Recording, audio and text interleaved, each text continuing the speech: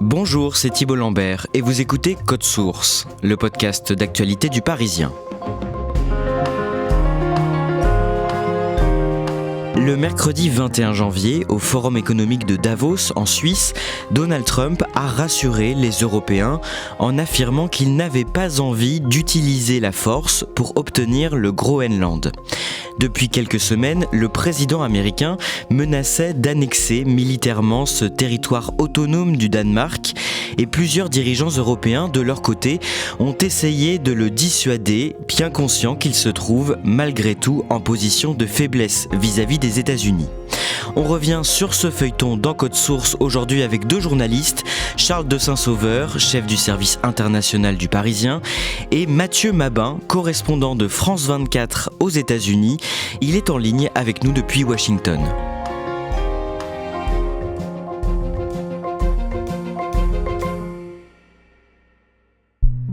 On va voir pourquoi Donald Trump a finalement décidé, jusqu'à nouvel ordre, de ne pas annexer le Groenland et les répercussions de cet épisode sur les relations internationales. Mais d'abord, pour bien comprendre, Charles de Saint-Sauveur, décrivez-nous le Groenland, où ça se trouve et à qui ça appartient. Alors il y a déjà une petite illusion d'optique, parce que le Groenland c'est effectivement une île immense, c'est 2 millions de kilomètres carrés, c'est 4 fois la France, mais avec la fameuse projection des planisphères, on a l'impression que le Groenland c'est la taille de l'Afrique. Donc ça lui donne une espèce de dimension géographique et stratégique qui est, on va pas dire sans commune mesure avec la réalité, mais en tout cas qui dépasse un peu de loin la réalité.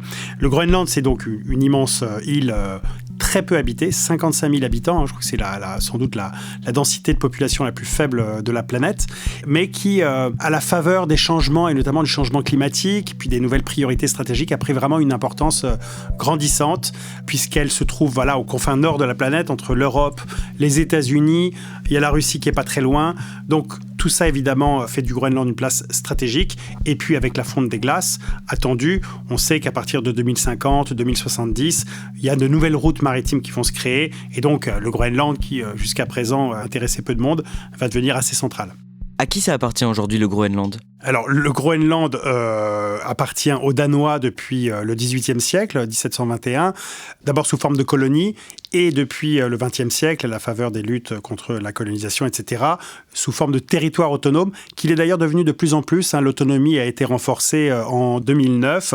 Il dispose d'un gouvernement avec un Premier ministre qui ne décide pas de tout concernant l'île, mais qui est en tout cas largement consulté, et puis qui a effectivement quelques prérogatives. Mais depuis la Seconde Guerre mondiale, les États-Unis ont aussi des droits spécifiques sur ce territoire. Lesquels et pourquoi ? Oui, il y a ce qu'on appelle les accords de 1951, donc entre les États-Unis et le Danemark, qui donnent une quasi carte blanche aux forces armées américaines au Groenland. Alors, pendant la guerre froide, ils étaient plusieurs milliers de soldats, parce qu'effectivement, l'île avait, à l'époque, on comprend avec l'affrontement entre les blocs soviétiques et américains, un emplacement stratégique. Avec la fin de la guerre froide, donc à partir de la fin des années 90, cet intérêt a diminué et le nombre de soldats américains, lui aussi, s'est largement amenuisé. Ils ne sont aujourd'hui que 150, mais grâce à ces accords de 1951, ils peuvent au fond faire ce qu'ils veulent, c'est-à-dire rouvrir des bases si cela leur semble nécessaire, évidemment en discutant avec les autorités danoises. On continue de poser le décor avec vous cette fois-ci, Mathieu Mabin. Donald Trump arrive pour la première fois à la Maison-Blanche en 2017, après sa victoire en novembre 2016 face à la démocrate Hillary Clinton. Pendant son premier mandat, quelle est sa feuille de route en matière de politique internationale ?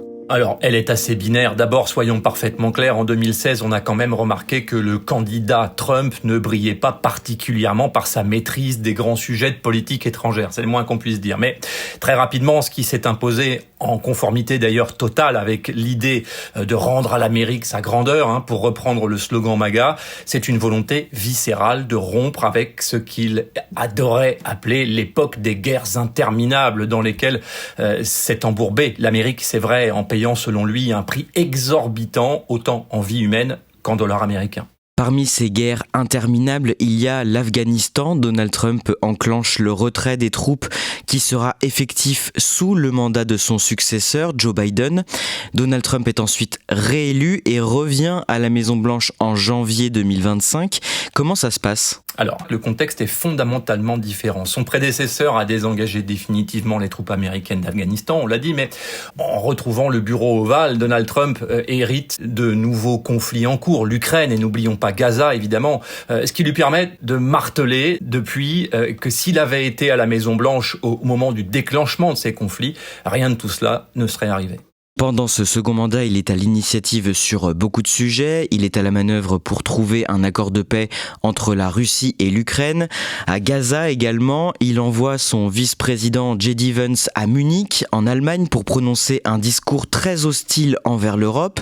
Mathieu Mabin, qui conseille le président des États-Unis en matière de politique étrangère ? Alors, en matière de politique étrangère, Donald Trump s'appuie sur un cercle tout à fait restreint, mais structuré autour de l'exécutif, du renseignement et de conseillers politiques de confiance. On a beaucoup parlé de Steve Witkoff dans le dossier ukrainien et d'ailleurs dans la résolution du dossier des otages israéliens à Gaza, par exemple. Mais il ne faut pas non plus oublier Jared Kushner, son gendre. Maintenant, avec des profils comme ça, on sort évidemment du cadre purement diplomatique. Un point absolument crucial, c'est le rôle de Marco Rubio, le chef de la diplomatie américaine, dont la fonction finalement est une sorte de service après-vente et surtout de reformulation de la parole présidentielle en des termes un peu plus audibles et compréhensibles pour les diplomates du monde entier. Et ces conseillers, ils ont vraiment une influence sur les décisions de Donald Trump ? Oui, et c'est sans doute d'ailleurs une des différences majeures entre son premier mandat, celui qui a débuté en 2017, et son second mandat, celui dans lequel il se trouve aujourd'hui. On mesure assez facilement aujourd'hui la compétition qui existe parmi ses conseillers, et notamment les propos parfois un peu contradictoires qu'on peut détecter chez notamment le vice-président des États-Unis, J.D. Vance, qui de temps en temps amaille à partir, c'est vrai, encore une fois avec Marco Rubio par exemple. C'est du jamais vu depuis la Deuxième Guerre mondiale, se vante ce soir Donald Trump. La nuit dernière, la tension entre les États-Unis et le Venezuela a franchi un cap. Le président Nicolás Maduro a été capturé et exfiltré par Washington. On en vient aux événements les plus récents. Cette année, le samedi 3 janvier, les forces armées américaines bombardent en pleine nuit plusieurs sites à Caracas, la capitale du Venezuela, et capturent le président Nicolás Maduro, un autocrate qui dirige le pays depuis 2014. Nicolás Maduro est traîné de force devant la justice américaine. Mathieu Mabin, pourquoi Donald Trump a décidé d'une telle opération ? Alors bien sûr, il a invoqué la raison du narcotrafic pour justifier son intervention, mais finalement personne n'a vraiment été dupe sur le continent. Le Venezuela n'a jamais représenté la principale menace dans ce domaine, en tout cas pas en comparaison avec le Mexique par exemple. Dans l'imaginaire trumpien, tout ce qui se trouve au sud de la frontière du Mexique reste une zone d'influence américaine. C'est la fameuse doctrine Monroe ressuscitée par Donald Trump.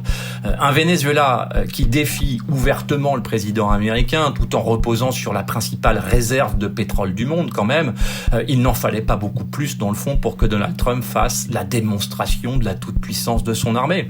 Et le tout sans déclencher de conflit réellement. Le droit international n'est pas la passion de Donald Trump. Est-ce que ce type d'intervention, d'ingérence, on parle quand même de capturer un chef d'État, est nouveau pour les États-Unis ? Non, pas du tout. C'est d'ailleurs ce qui est particulièrement intéressant à observer dans les réactions internationales. Il y a de vraies similitudes entre l'opération au Venezuela et l'opération menée par les États-Unis au Panama, par exemple, à la fin des années 80. Et puis, plus proche de nous, rappelez-vous quand même comment les États-Unis sont intervenus en Irak. En réalité, la seule chose qui a vraiment changé, c'est que la diplomatie américaine ne perd plus son temps à tenter de convaincre l'opinion internationale que le but de l'opération aurait été de rendre sa liberté au peuple vénézuélien.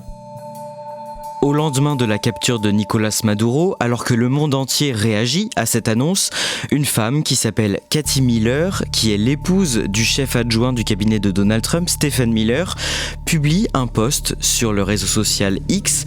Qu'est-ce qu'il y a sur ce post et qu'est-ce qu'il se passe dans la foulée ? Eh bien, c'est une carte du Groenland recouverte du drapeau américain et assortie du commentaire « bientôt, un commentaire menaçant. Alors évidemment, ça a fait réagir le Danemark d'abord, puis évidemment le Groenland et enfin l'Union européenne, et quiconque se préoccupe un tant soit peu de droit international. Cathy Miller est une communicante, proche du pouvoir. Les chances pour qu'elle ait agi sur un coup de tête sont assez maigres. Dans le fond, pour Donald Trump, ça a d'abord été une excellente introduction qui lui a permis d'annoncer la perspective d'une intervention. We need Greenland from a national security situation. Et dans les jours qui suivent, il y a des signes qui montrent qu'il envisage d'avoir recours à la force au Groenland, c'est ça ? Exactement. Le Danemark a eu beau rappeler par la voix de son Premier ministre son attachement à l'alliance transatlantique et à quel point il était évidemment inimaginable que le Groenland devienne jamais concrètement américain. La réponse de Donald Trump a consisté à rappeler qu'il ne lui faudrait qu'un tout petit effort pour s'emparer par la force de ce qu'il appelle le bloc de glace. Donald Trump avait déjà réclamé le Groenland au début de son second mandat. Le président du Danemark lui avait rétorqué que l'île n'était pas à vendre et Trump avait l'air d'être passé à autre chose. Mathieu Mabin, qu'est-ce qu'il faut comprendre dans le timing de cette nouvelle revendication juste après le coup d'État au Venezuela ? Eh bien, juste après le Venezuela, le monde avait encore bien en tête que Donald Trump était capable d'agir par la force, justement.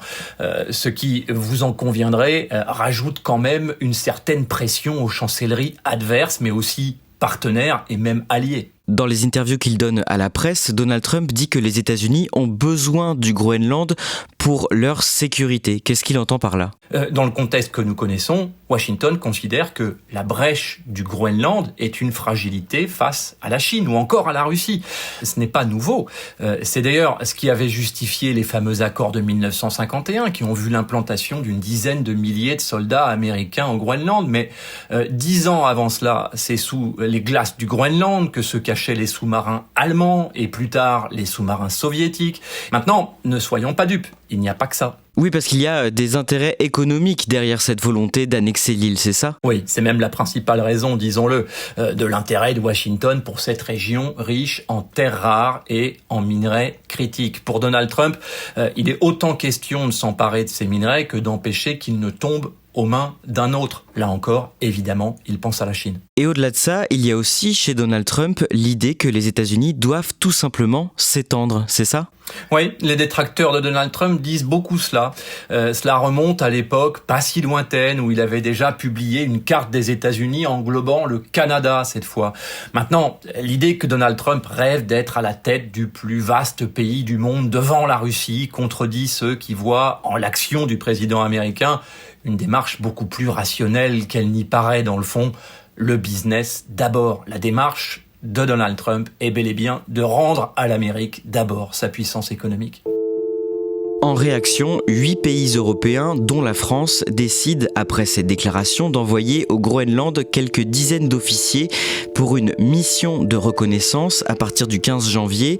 Emmanuel Macron parle aussi de déclencher l'instrument anti-coercition. C'est un arsenal européen de sanctions économiques qui pourrait frapper durement l'économie américaine. Charles de Saint-Sauveur, on peut parler d'un sursaut d'une partie de l'Europe à ce moment-là ? Alors, il s'est passé quand même quelque chose de très important, c'est que on n'en est pas resté au stade des déclarations. Les Européens ont envoyé des petits contingents, certes de taille très modeste. Il n'était évidemment pas question qu'ils rivalisent avec un possible assaut américain. L'idée, c'était d'envoyer ce qu'on appelle boots on the ground, c'est-à-dire en gros des militaires en treillis, fouler le sol pour bien faire comprendre le message. Tout le monde s'est un petit peu moqué au départ parce qu'effectivement, il y avait peu de soldats. Mais pour une fois, les Européens, effectivement, ne se sont pas contentés de propos déclaratifs. Ils ont anticipé le coup de force américain et pris les devants en quelque sorte en envoyant des militaires. C'est pas rien. Le message en tout cas est allé directement à Washington qui a dû en prendre son parti. Mathieu Mabin, comment réagit Donald Trump face à l'envoi de troupes au Groenland et face aux menaces de sanctions économiques de la part de l'Europe ? Alors le président américain concentre sa riposte sur Emmanuel Macron, lui reconnaissant d'ailleurs au passage et de manière un implicite le statut de chef de file de l'opposition européenne au rêve expansionniste américain. Et n'oublions pas de le tacler également au passage, en rappelant qu'il est en fin de mandat. Soit dit en passant, il n'a plus d'avenir politique. Le président français a droit à quelques sarcasmes, on l'a compris, mais ce qui inquiète les Européens, disons-le, en tout cas 8 nations européennes qui font bloc dans le dossier arctique, c'est la menace d'une nouvelle taxation de leurs produits à hauteur de 10%. En parallèle, Charles de Saint-Sauveur, le président américain, presse de nombreux États à rejoindre ce qu'il appelle un Conseil de la paix, une organisation qu'il vient de créer et qu'il compte superviser. Alors qu'est-ce que c'est ? Initialement, le Board of Peace, donc le Conseil de la paix, c'était une instance qui était normalement conçue pour superviser la reconstruction de Gaza sous l'égide américaine, avec d'autres personnalités, d'autres nations, etc. Mais les appétits de Trump et ses ambitions internationales aidant, il est ensuite devenu, quelques mois plus tard, une sorte d'instance qui vise à œuvrer à la résolution des conflits dans le monde, donc pas seulement au Proche-Orient, mais bien au-delà. Donc en gros, ce qui en fait assez naturellement une sorte de concurrent de l'ONU. On sait très bien ce que Donald Trump pense de l'ONU et de toutes ces organisations internationales. Il les quitte les unes après les autres, il les méprise, il les trouve absolument illégitimes. Lui, ce qu'il souhaite, c'est être un peu le shérif du monde et régenter avec une organisation qui est à sa main les affaires courantes du monde en négociant d'État à État, etc., dans un cadre qu'il aura façonné de sa propre main. Est-ce que les États répondent favorablement à cette invitation ? Eh bien, pas tous. Une soixantaine d'États ont a priori été invités, dont la Russie de Vladimir Poutine, donc a participé à ce Conseil de paix, ce qui ne manque pas de sel. Apparemment, une dizaine ou une quinzaine auraient répondu présent. Pas les États les plus, on va dire, importants de la planète. Beaucoup ont refusé, à commencer par la France, d'Emmanuel Macron, qui a publiquement dit qu'il n'était pas question d'intégrer une instance qui concurrencerait directement la Charte des Nations Unies, et pour laquelle, en plus, il faut payer $1 milliard pour l'intégrer. D'ailleurs, le Premier ministre canadien, lui aussi, a dit qu'il n'était pas question de payer $1 milliard. Il s'en est exclu lui-même. Donc il y a toutes ces menaces que Donald Trump fait peser sur l'Europe, des menaces économiques. Il y a ce Conseil de la paix. Selon vous, Charles de Saint-Sauveur, est-ce que Donald Trump veut rompre avec l'ordre mondial qui existait jusqu'à présent et en particulier cette alliance entre l'Europe et les États-Unis ? Donald Trump, c'est un secret pour personne, n'a que faire de l'ordre du monde tel qu'il existe aujourd'hui. Il faut quand même d'abord dire une chose, il n'est pas responsable du désordre mondial. Ça, effectivement, il donne cette impression-là, mais le désordre mondial a commencé bien avant lui. La nouveauté, c'est qu'auparavant, les États-Unis étaient un peu le garant de cet ordre mondial, qui était challengé, disputé, qui était mal en point, mais qui existait toujours, et notamment grâce aux États-Unis, qui étaient en quelque sorte son gendarme. Aujourd'hui, les États-Unis sont le principal facteur de désordre. En plus, Donald Trump considère que cet ordre mondial, tel qu'il a été façonné par les États-Unis en 1945, joue contre les États-Unis. C'est-à-dire que, en gros, l'ONU, toutes les instances supranationales, elles n'ont qu'un but aujourd'hui, c'est effectivement de tailler des croupières aux États-Unis, de l'empêcher d'exercer sa toute-puissance. Le lundi 19 janvier, l'édition annuelle du Forum économique de Davos en Suisse démarre. Pendant une semaine, les grands décideurs politiques et économiques de la planète se réunissent. De nombreux chefs d'État font le déplacement. Donald Trump est attendu en milieu de semaine. Charles de Saint-Sauveur, avant son arrivée, les menaces du président américain électrisent le Forum économique. Racontez-nous ça. Exactement. Il n'y en a que pour Donald Trump. Il n'est pas encore arrivé que tout le monde ne parle que de lui, puisque Emmanuel Macron prend la parole pour défendre l'ordre international. We must also advance the principle of European preference. There is a North American preference. Mike Carney, le Canadien aussi, fait un discours qui marque les esprits autour des dangers que font peser les États-Unis, même s'il ne les nomme pas forcément directement. Et je parlerai aujourd'hui de la rupture de l'ordre mondial, de la fin d'une fiction agréable et du début d'une réalité brutale. En gros, il y a une espèce de tension dans l'air, une tension qui est attisée par les appétits de Donald Trump au Groenland. La veille de son arrivée à Davos, en Suisse, il poste sur son réseau social une photo de lui, une espèce de photomontage comme il en a l'habitude, où on le voit planter un drapeau américain sur la banquise avec derrière lui J.D. Vance, le vice-président, et Marco Rubio, son secrétaire d'État, c'est-à-dire son ministre des Affaires étrangères. En gros, il fait savoir qu'il s'emparera du Groenland par la force s'il le faut, il le dit, et en tout cas qu'à minima, il l'annexera. Le mercredi 21 janvier, Donald Trump arrive au forum de Davos et dans son discours, il évoque le sort du Groenland. Qu'est-ce qu'il dit précisément, Mathieu Mabin ? Alors, d'abord, c'était clairement un discours aussi attendu que redouté par ceux qui y ont assisté et globalement par l'ensemble des chancelleries européennes. Assez rapidement, quand même, Donald Trump a confirmé ce que tout le monde espérait, c'est-à-dire qu'il a renoncé à l'usage de la force pour s'emparer du Groenland. Because people thought I would use force. I don't have to use force. I don't want to use force. I won't use force. Ensuite, le président guerrier a laissé la place à ce personnage de champion du deal qu'il aime tellement incarner. Un dialogue avec le Danemark a été proposé, un dialogue avec le secrétaire général de l'OTAN et la recherche d'un accord qui permettra à terme aux États-Unis d'exploiter finalement les sols du Groenland et de se réimplanter militairement également.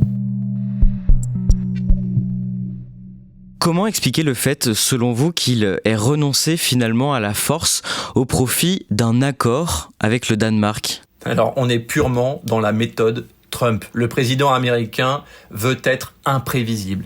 Et il faut bien reconnaître que ça fonctionne dans quand même beaucoup de cas.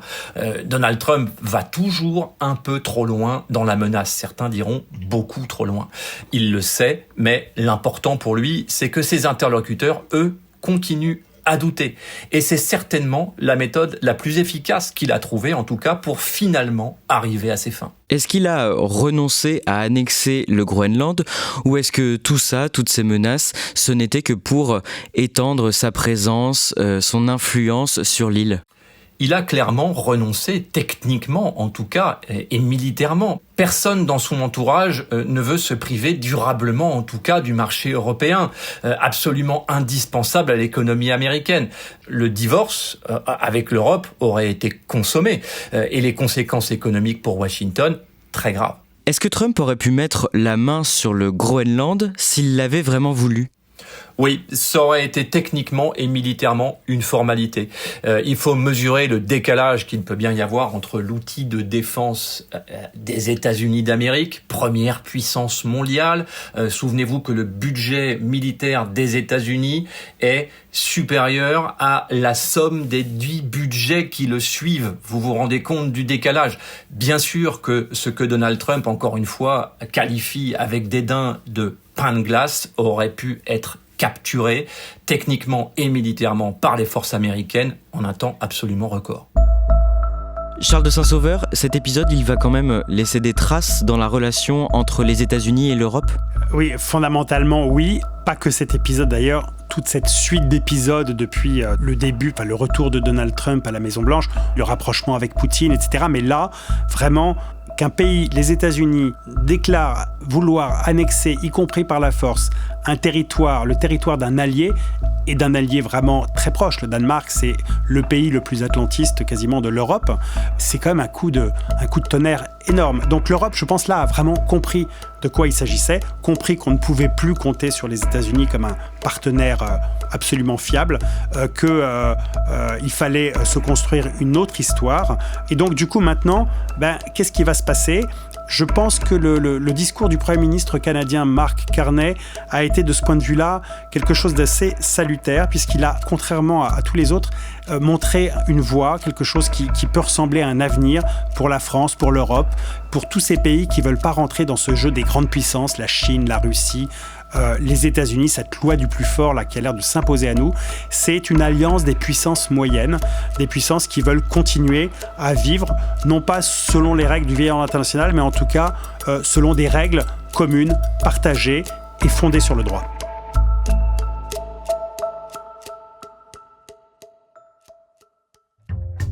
Merci à Charles de Saint-Sauveur et Mathieu Mabin. Cet épisode de Code Source a été produit par Clémentine Spiller et réalisé par Julien Moncouquiol. Code Source, c'est le podcast quotidien d'actualité du Parisien. Nous publions un nouvel épisode chaque soir de la semaine, du lundi au vendredi. Et puis n'oubliez pas Crime Story chaque samedi, notre podcast consacré aux affaires criminelles, présenté par Claudia Prolongeau et Damien Delseny.